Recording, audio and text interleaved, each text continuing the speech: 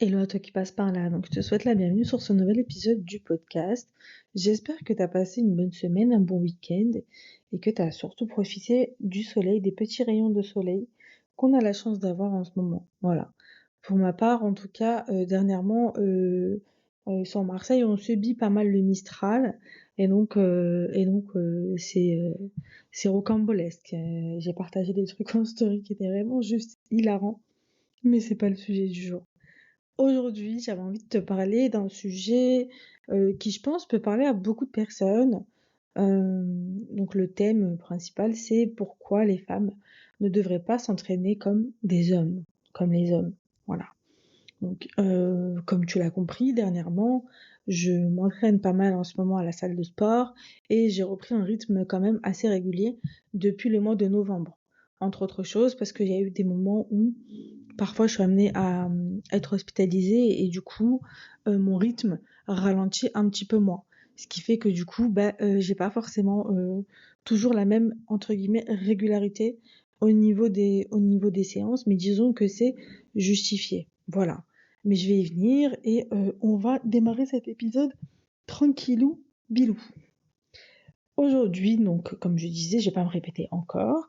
Donc, à la salle, on voit beaucoup sur les réseaux sociaux ou même dans certains accompagnements sportifs, euh, un peu toujours des mêmes conseils. C'est-à-dire que les conseils qu'on a, pardon, c'est donc de faire 10 000 pas par jour, être en déficit calorique, pousser toujours plus lourd, s'entraîner le plus souvent possible et optimiser ses macronutriments, son assiette en gros.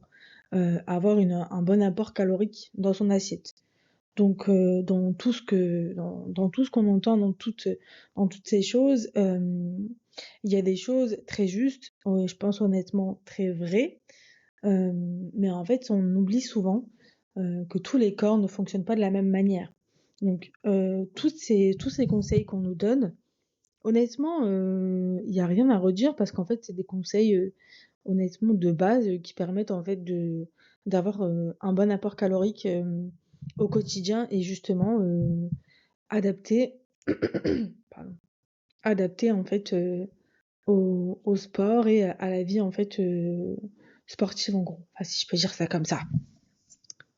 J'ai tendance à me répéter par moments, et si jamais je me répète, je tiens vraiment à j'en suis un peu navrée parce que c'est vrai que des fois j'ai l'impression de dire les choses d'une autre manière, mais pour dire la même chose. Et c'est vrai que ça peut être un petit peu redondant.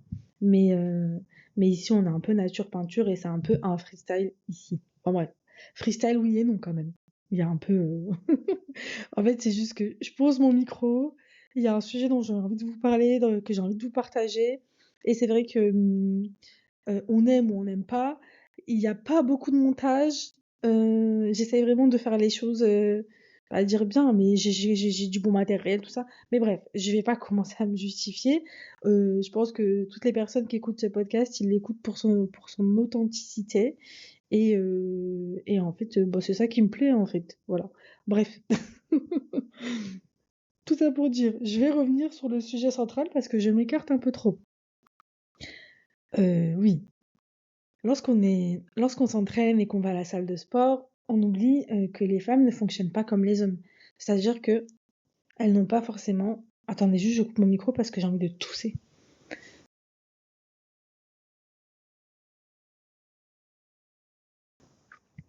Bon, désolée pour ces petits contretemps, mais bon, c'est pas bien grave. Je disais quoi? Oui. Lorsqu'on est une femme, notre corps ne fonctionne pas du tout de la même manière que celui d'un homme.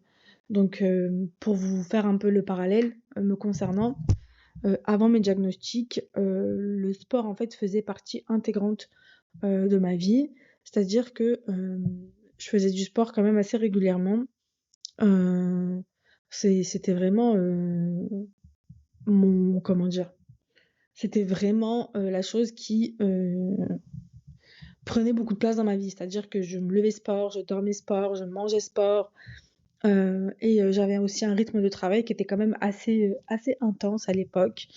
C'est-à-dire que je pouvais commencer une séance, ça il était 21h, je sortais de là-bas, il devait être 22h, 23h, enfin c'était des trucs, voilà. Et je partais à la salle de sport 6 fois par semaine. Je m'accordais un jour de repos dans toute la semaine. Donc pour vous dire à quel point le rythme était waouh. Plus jeune aussi, c'est vrai que j'ai fait beaucoup de sport. Donc j'ai grandi à la campagne et en fait j'ai fait énormément de sport très tôt. C'est-à-dire que j'ai commencé à faire du sport donc j'avais peut-être 7 ans, 6 ans, un truc comme ça. Et je faisais de l'escalade, du tennis, de la randonnée, du basket, du foot, du ski, du vélo, enfin bref, tout un tas de sports comme ça au quotidien. Et en fait, quand je suis rentrée à Marseille, bah, en fait, d'après ce que d'après ce que je me souviens et puis de ce que mon entourage m'a dit, en fait, c'est que bah, en fait, j'ai pris énormément de poids, entre guillemets, bah, parce qu'en fait, j'avais plus du tout le même rythme. C'est-à-dire que je suis rentrée et je faisais plus autant de sport que ce que je faisais avant. Et ça n'a fait que, je vais pas dire empirer, mais euh, ça n'a fait qu'évoluer comme ça, où j'ai fait toujours un petit peu de yo-yo, en fait, au niveau de mon poids, mais bon, c'est pas le sujet du jour.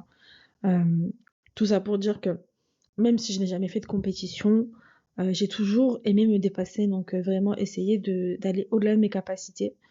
Et c'est vrai que avec tous les traitements que j'ai pu prendre pour calmer les symptômes de l'adénomiose, tout s'est comme effondré en fait du jour au lendemain. Et en fait, tout c'est comment est-ce que j'avais dit ça à une amie? Oui, en fait, c'est comme si toutes les cartes avaient été redistribuées et qu'il fallait tout réapprendre depuis le début, en fait. Avec aussi le syndrome des ovaires polykystiques, j'ai un peu plus de mal aussi à perdre du poids à cause du dérèglement hormonal et tout ça. Donc, pardon. Donc ça aussi, c'est vrai que ça rajoute à tout cette, je vais pas dire cette pression, mais cette, cette prise de poids, cette difficulté à perdre du poids. Et, euh, et c'est vrai que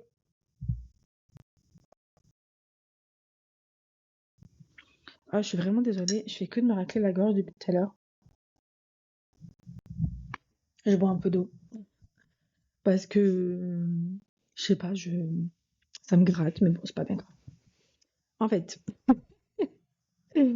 décidément, ce podcast est vraiment freestyle YOLO, hein. Voilà. En fait, ce que j'essaye de dire, c'est que le corps athlétique que j'avais n'était plus là. Je n'étais plus que des douleurs et de l'inflammation, en gros. Fut un temps, hein, bien sûr, hein. Aujourd'hui, j'essaye de pallier un petit peu à ça. J'essaie justement le fait d'avoir repris du sport me permet en fait de justement aller mieux. Voilà. Donc durant cette période-là, c'est vrai que, enfin post-diagnostic, la période a été quand même assez compliquée. J'ai dû réapprendre à bouger par de la balnéothérapie avec des kinés, par des séances de kiné sport avec un kiné spécialisé, du yoga, de la natation. Et en fait, j'ai vraiment repris le sport, entre guillemets, sérieusement, qu'en 2025. J'avais repris déjà en 2023-2024, mais disons que j'étais pas très très régulière, c'est-à-dire que j'y allais une fois de temps en temps, sans forcément trop me prendre la tête. Mais en fait, j'avais pas de rythme défini, en fait. Donc voilà. Et c'est vrai que toutes ces choses que j'ai pu faire, mettre en place sur toutes ces dernières années, en fait, durant 6 ans, depuis mon diagnostic, je pense m'a permis aujourd'hui d'en arriver là où j'en suis aujourd'hui, avec une reprise de sport entre guillemets régulière, 3-4 fois par semaine à la salle de muscu. Voilà. Donc tout ça a été et l'est encore, je pense, aujourd'hui, un parcours quand même semé d'embûches, pas dans le négatif. Disons que j'ai encore des choses à peaufiner, à réapprendre à faire et c'est encore des petits ajustements à mettre en place. Mais en fait, ce que j'essaie de dire, c'est que je ne suis plus du tout dans cette performance absolue de toujours vouloir faire plus, quitte à y laisser sa santé. Et c'est vrai que quand je discute avec certaines personnes donc à la salle de sport, ben en fait la performance prime largement. C'est-à-dire que On parle de charge, on parle de répétition, on parle de déficit calorique, on parle de progression, on parle de ce que tu as dans ton assiette. Et parfois, on vous donne des conseils que vous n'avez pas forcément demandé. C'est bon. Que font mes voisins? Je ne sais pas. Est-ce que vous entendez le bruit? Bon, reprenons. Et donc, c'est vrai que tout ça, ça part d'une bonne intention, mais c'est vrai que parfois, on s'en serait bien passé, quoi. Parce qu'en fait, c'est bien gentil, mais je t'ai rien demandé. Voilà. Ça, c'est important de le préciser. Et en fait, ce que beaucoup de personnes oublient, et ce que j'entends beaucoup, c'est que quand tu parles avec des gens et tout, ils te disent oui, mais non, t'as pas d'excuses en fait. Non, non, non, non, non, non, non. Tu te cherches des excuses là. Non, non, non, non. En fait, mais qui es-tu pour me dire que je me cherche des excuses en fait?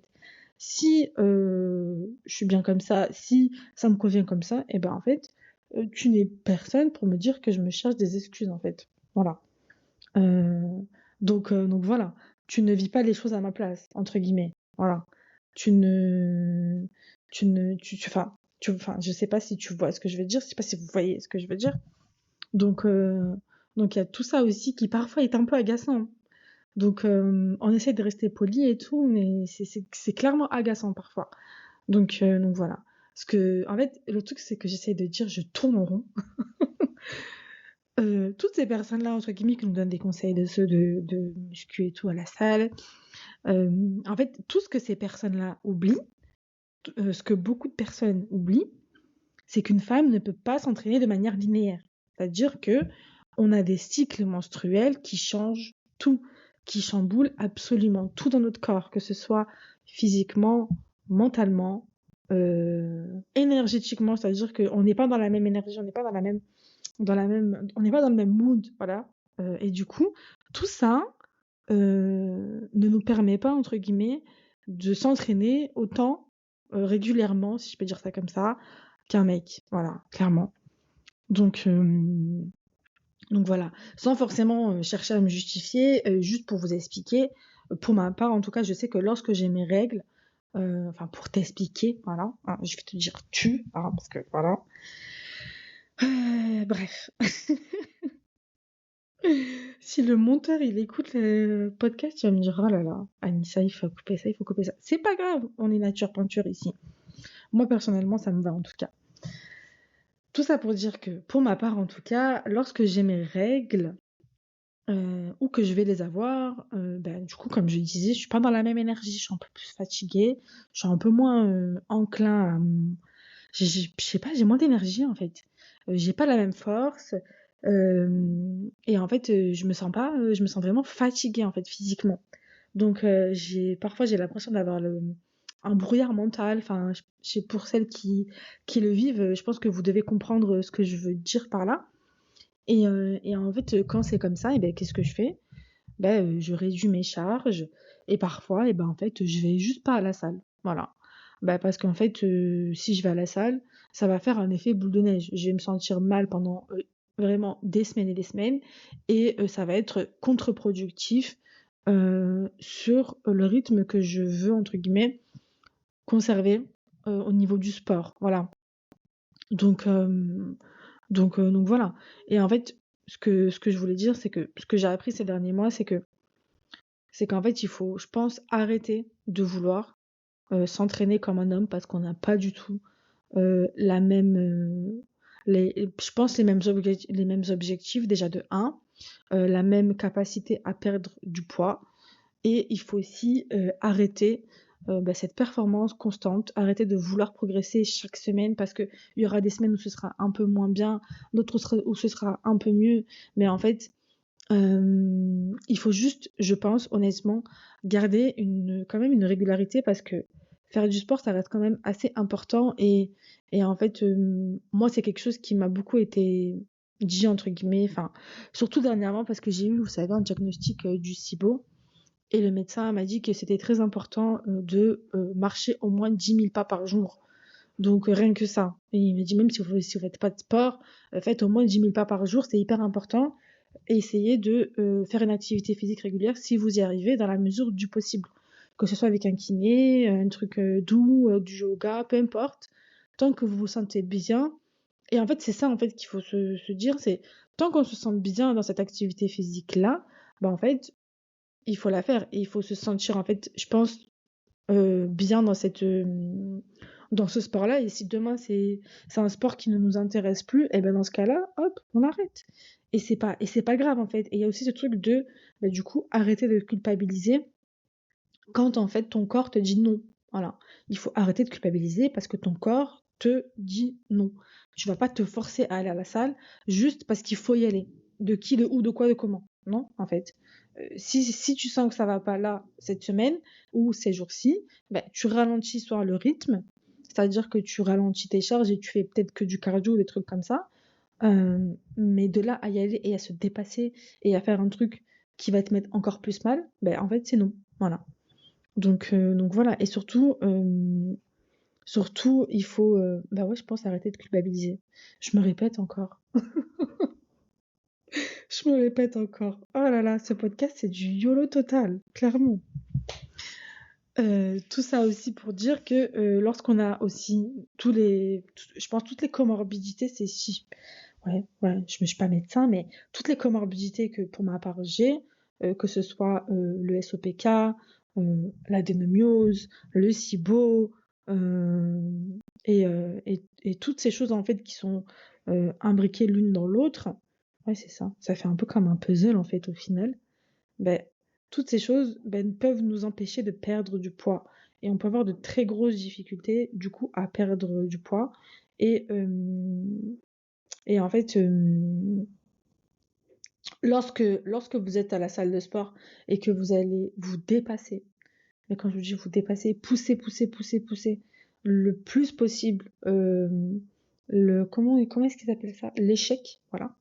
L'échec musculaire, ben, d'un côté c'est bien, mais d'un autre côté ça va augmenter le cortisol dans le sang. Et quand on a un terrain inflammatoire, ben, ce cortisol-là dans le sang va augmenter l'inflammation. Et du coup, bah, en fait, le fait que l'inflammation augmente, bah, du coup, ça va créer un dérèglement hormonal qui va engendrer ensuite bah, des difficultés à perdre du poids. En fait, ça fait un peu ce chemin-là, quoi. Voilà. Alors, bah, en fait, oui, j'ai envie de vous dire oui. Les coachs à la salle, ils font un travail vraiment hyper important. Et ce podcast n'a absolument pas but de les dénigrer ou de les rabaisser ou de dire qu'ils font mal leur travail. Non, pas du tout. En fait, au final, on a besoin d'eux parce que parfois, il y a des exercices qu'on n'arrive pas à faire ou des choses que on a un doute et tout. Moi, personnellement, je sais que quand je vais à la salle de sport et tout, il m'arrive de demander conseil à un coach ou ouais, un coach de sport pour lui dire comment je peux faire cet exercice, machin. Et en fait, au final, ils sont là en fait pour nous aider. Et je pense que c'est hyper important.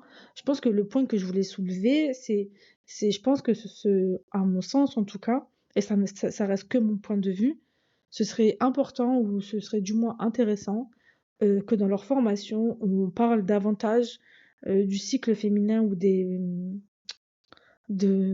d'adapter un entraînement lorsqu'on est une femme, parce qu'en fait, j'ai l'impression que leur modèle, c'est basé sur un entraînement juste pour un homme, en fait. Donc, après, je ne sais pas, je n'ai pas fait d'études de coaching ou autre, mais dans les échanges que j'ai pu avoir, c'est vrai que ça revenait beaucoup. Donc, d'éduquer aussi, je pense, sur tout ce qui est maladies chroniques, l'endométriose, les maladies inflammatoires, le SOPK, la fatigue chronique, parce que ça joue aussi. Parce qu'en fait, je pense que euh, quand les coachs sportifs sont éduqués à ce genre de choses, honnêtement, ça change tout. Et ça change complètement la manière de s'entraîner pour une femme, en fait, et comment est-ce que le coach va l'accompagner, entre guillemets, euh, au mieux. Voilà. Donc, euh, donc ça aussi, je pense que c'est important. Donc, alors, je pense qu'on arrive presque à la fin de cet épisode. Alors, ce que je voulais rajouter, c'est que oui, faire du sport, c'est bien. Faire du sport, c'est important. Mais si tu reprends ou que tu commences à faire du sport, je te conseille honnêtement de le faire à ton rythme et de ne pas, comment dire, absolument vouloir être dans la performance et comment dire, te pousser, te dépasser le plus possible, quitte à te dégoûter du sport. Le but, ce n'est pas ça. Je pense qu'il faut écouter ton corps, adapter selon ton cycle menstruel, et surtout, ne te compare pas aux autres. Parce que ça, c'est hyper important et je le vois, mais tout le temps. Enfin, je l'entends tout le temps. Donc ça, il faut vraiment pas se comparer aux autres. Ce que telle fille va faire, ou ce que telle fille va faire, ou ce que telle fille va faire, ou ce que tel mec va faire, ou ce que tel individu va faire, il le fait parce qu'il a les... En fait, peu importe, chacun fait avec ses propres capacités. Tu vas pas... tu vas pas essayer de faire ce que telle personne fait parce que genre, non, en fait, il faut ça. Bon, bref. J'essaie de citer des exemples, mais c'est un échec. Mais bon, bref. Tout ça pour dire qu'en fait, il ne faut pas se comparer. Voilà. Le but, avant tout, c'est de prendre du plaisir et de s'éclater, enfin vraiment de s'éclater au sport. Et comme j'ai dit tout à l'heure, de pas te dégoûter et de justement essayer d'adapter tes séances. Voilà. En tout cas, j'espère que cet épisode t'aura plu. N'hésite pas à venir vers moi sur Instagram pour me dire ce que tu en auras pensé. Donc l'Instagram, c'est le même que le podcast, arrobase, tiré du bas, le journal d'Anissa. Et je te laisse venir m'écrire et me dire quel est ton avis. Voilà. Bah, écoute, je te dis à très bientôt et au prochain épisode, j'espère bien. Parce que bon, en ce moment, j'ai fait un rythme bon, de 2 épisodes par semaine. Donc là, tu auras cet épisode, je crois, le mardi ou le mercredi. Et ensuite, tu auras un autre épisode le vendredi ou le samedi, je sais plus c'est quand la date. Mais dans tous les cas, tu auras tes 2 épisodes par semaine. Et j'espère qu'ils vont te plaire, les prochains épisodes. Et n'hésite pas, comme je t'ai dit, à me dire ce que tu en penses sur Instagram. Je te fais des bisous, passe une bonne semaine et à très bientôt.